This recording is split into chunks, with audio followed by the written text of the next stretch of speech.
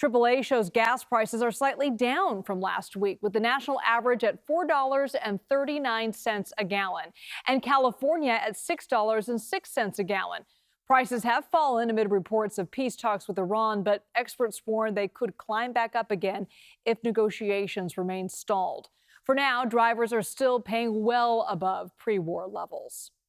Now state lawmakers are advancing a proposal that would make it easier for drivers to convert vehicles to run on a cheaper fuel blend known as E-85.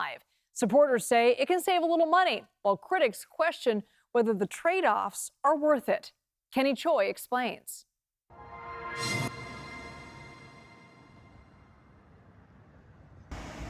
Pain at the pump continues for California drivers. Now, lawmakers are pushing a bill aimed at making another fuel option more accessible.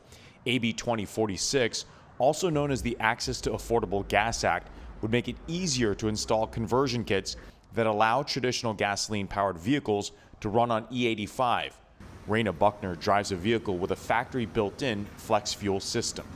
It's a SUV, so anything that's cheaper on gas, it just makes sense in this economy.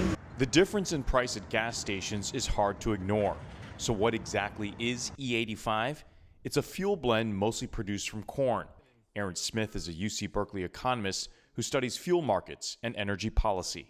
E85 is a gasoline that is blended with usually about 75% ethanol and 25% gasoline. It's called E85 because the ethanol percentage could be anywhere up to 85%. Installing a conversion kit can cost anywhere from $800 to $1,200. If passed, the bill would exempt manufacturers from an emissions certification process by the California Air Resources Board.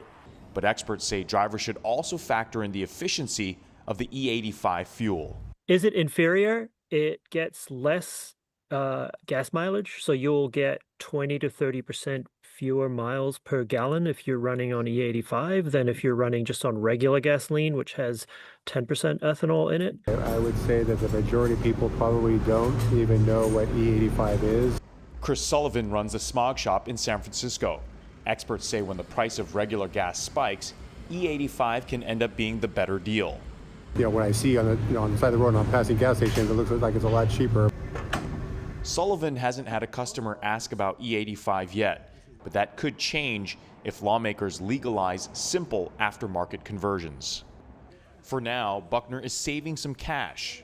Maybe probably about $30 each time she fills up.